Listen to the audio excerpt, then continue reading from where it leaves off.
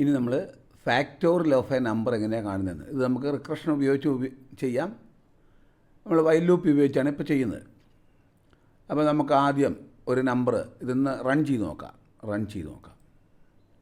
Enter your number 3 എന്ന് enter ചെയ്തു ഉണ്ടോ? ഫാക്ടോറിയൽ ഓഫ് ദ നമ്പർ എന്ന് പറഞ്ഞാൽ 3 ആണ്. 3 = 6. ഫാക്ടോറിയൽ ഓഫ് 3 = 6 എന്ന് കിട്ടി. അതെങ്ങനെയാണ് ചെയ്തതെന്നുള്ളതാണ് അത് നമ്മൾ നോക്കുന്നത്. ആദ്യം നമ്മൾ integer of input enter your number നമ്മൾ 3 ആണ് എൻ്റർ ചെയ്തത്. അപ്പോൾ n = 3 ആണ്. ഇനിയിപ്പോൾ ഫാക്റ്റ് എന്ന് പറയുന്ന വേരിയബിൾ ഇപ്പോൾ 1 ആണ്.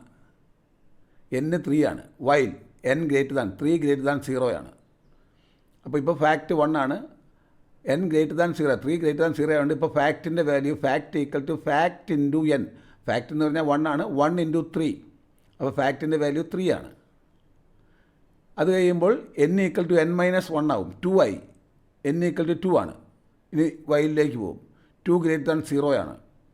അതുകൊണ്ട് എന്താ ഫാക്റ്റ് ഇപ്പോൾ 3 ആണ് ഫാക്റ്റിൻ്റെ വാല്യൂ. 3 × 2 അപ്പോൾ 6 ആയി.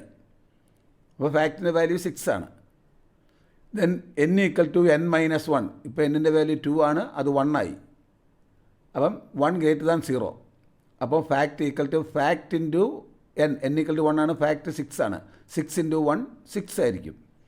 ഇപ്പോൾ n = n - 1. n = 1 ആണ്. 1 - 1 0. n > 0 അല്ല. അപ്പോൾ വൈൽ ലൂപ്പിൻ്റെ പുറത്ത് വരും. അപ്പോൾ ഫാക്റ്റിൻ്റെ വാല്യൂ എത്രയായപ്പം 6. അപ്പോൾ പ്രിൻ്റ് ചെയ്യും factorial of the number = fact 6 എന്ന് പ്രിൻ്റ് ചെയ്യും. അതാണ് ഇപ്പോൾ സംഭവിച്ചിരിക്കുന്നത്. അപ്പോൾ നമ്മൾ എൻ്റർ യുവർ നമ്പർ എൻ്റർ ചെയ്ത് കഴിഞ്ഞാൽ ആ നമ്പർ ഇപ്പം നമ്മൾ 10 ആണ് എൻ്റർ ചെയ്യുന്നതെങ്കിൽ ആദ്യം വൈൽ ഫാക്റ്റ് = 1 ആയിരിക്കും. 1 × 10. അത് കഴിഞ്ഞാൽ എന്ത് ചെയ്യും? 10 വന്നു. പിന്നെ n = 9 ആയി. അപ്പം അടുത്തത് ഫാക്റ്റ് = 10 × 9.